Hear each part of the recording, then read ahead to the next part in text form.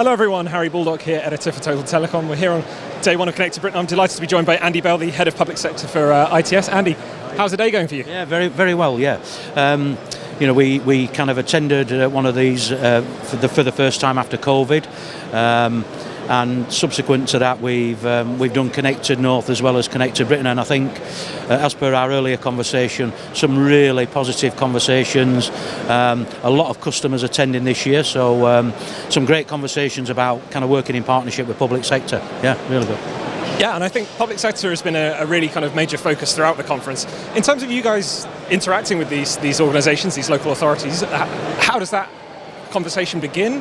What exactly are you looking for from those conversations? So ITS, we obviously kind of lay dark fibre, so we build fibre networks, which ultimately is the glue to be able to provide all the kind of digital transformation requirements that public sector bodies need, and ultimately, we're about business outcomes. So early engagement is really important. So we're insight-led into the needs and requirements of a local council or emergency services, infrastructure, social housing, the list goes on. And I think, that early engagement piece allows us to help kind of shape the right outcome, which ultimately we're all public, paying citizens, and therefore we always gain the benefit of the outcomes. I think another integral part of what we do is, because we build networks, we actually invest our own money. So we're an agile organisation that has done joint ventures with Liverpool. So the Liverpool City Council, another third-party organisation that does build, and ITS as a JV. We also do concession agreements.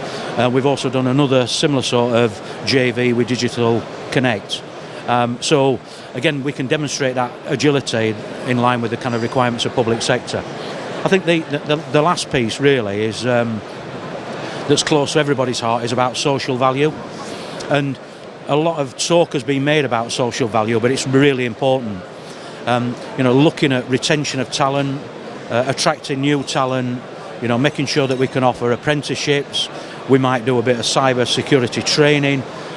We might do a loan library and loan devices out. There's a whole raft of stuff that, one size doesn't particularly fit every single local authority or county council. So, ultimately we've got that agility to provide different outcomes against different requirements. You mentioned there that all the different councils and local authorities in general, they have very different requirements. When you're having these conversations with them, is there a really big gap between the different sizes, the different kind of the different needs? How do you kind of handle these conversations when people have such different understandings of what connectivity and digitalisation can deliver? Yeah, that's a great question. So the demographics of each council's requirements are totally different. You might have got some really kind of dense areas where we can connect up public sector assets, and then you've got the high demand where we've got to reach out to kind of remote sites and make sure that we don't lose anybody on the journey. So the way that we do that is we've got a partner network of circa 500 plus, where they might specialise in local delivery, local services. They might specialise in social housing. They might specialise in rural broadband.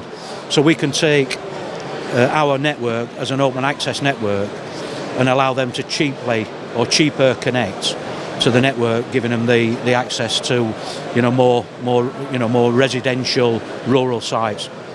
And as you mentioned, it is all about connecting absolutely everyone in the country.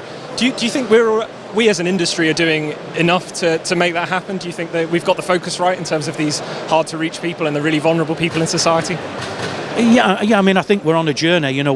Everybody always wants you to go faster, but there are certain restrictions and challenges that everybody's aware of. But I think, you look at the private sector and how many alternative networks, privately funded, are investing loads of money to ultimately, get to that utopia which gives anybody connectivity wherever they are with whatever the device at any time that they need.